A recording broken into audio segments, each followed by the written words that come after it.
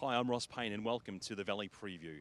This Saturday it's Essendon Nissan McKenzie Stakes Day. We're looking forward to having you on course. The first race is listed for 12:30 p.m, gates open at 11 a.m. Firstly, let's catch up with Marty Sign-In.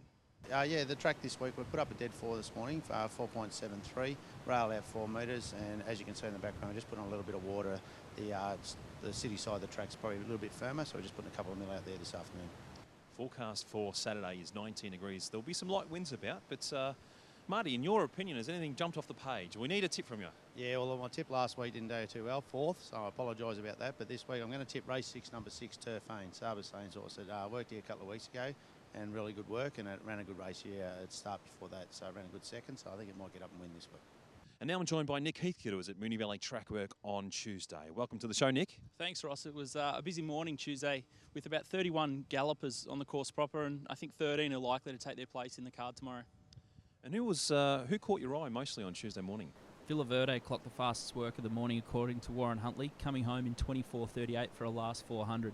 She's in race 8, the Carlisle Stakes, over 1,000 metres, and if she can overcome barrier 10, she'll be hard to beat.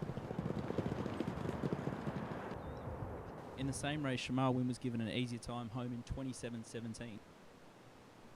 Cancella has opened favourite for the Carlisle Stakes. I asked Justine Hales if it would handle the likely track conditions on Saturday. Yeah, definitely. That surface this morning was, on the worst side of dead, and he enjoyed that. Great fresh up record, and if we get a draw, he's going to get around this track easily. His work was super. He was really balanced. He got around the track really well, and he hit the line with a lot to spare and pulled up very well. No worries. And Fortilla from the PV Lawrence, he's pushed out pretty hard the last 200. How do you pull up? He's good. He's eating well. I rode him this morning, and he's bouncing out of his skin, so onwards and upwards. Warren Huntley's best of the morning was Under the Louvre from the Smurden Yard. He clocked 24.68 in his last 400.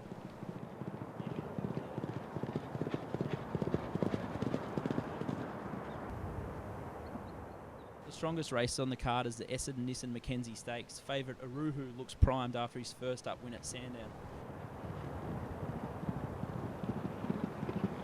I also caught up with Nick Williams regarding his exciting 3-year-old colt who won't take his place in the race. Devan went well. He worked with a horse called Wales. They're both exciting colts that we've got. Wales is by Redoubt's choice out of Valkyrie Diva, so he's very well bred, and of course Devan is by Zabeel out of Sea Change, so they're two of the better bred colts in the country probably. And they both, they're really going well at this point, but it'll be good to see them over race conditions over the next 10 days or so. Now, is there anything else on the card we should be looking out for? Yeah, the Sporting Bet Handicap, which is the last race of the day, there's some really good stayers resuming. Patrick Payne trains Zambar, a new trainer, and I caught up with him at Trackwork on Tuesday morning. We just thought she's just a nice stayer, and we thought 1,200 metres would just be a run off her legs a bit, and she'd probably have an easier time in a 1,500 metre race where she can get in a comfort zone and travel really well and be more competitive. And how was the work this morning? Excellent, I thought. Like, she wasn't there to run any time or anything like that, but it was just basically get her out of the house for the day and just to bring her on a little bit, and I was really pleased. I would think third up in the Naturals, and that'd be her race. And now it's time to head across to the Sporting Bet studios and get the latest odds with thanks to Andrew Brown.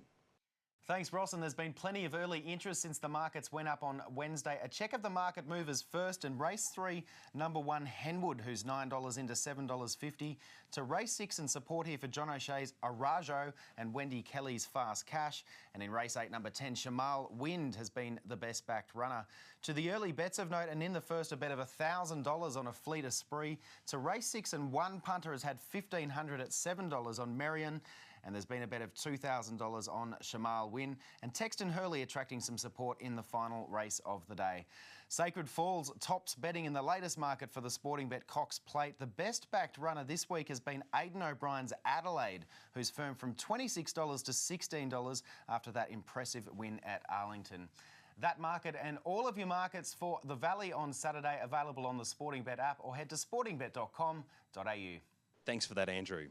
This August, we have a very special offer.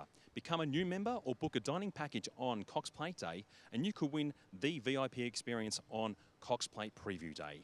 See our website for full information and terms and conditions. Good news, members, $6 Peronis are available all day in all members areas. We look forward to seeing you trackside at the Valley this Saturday.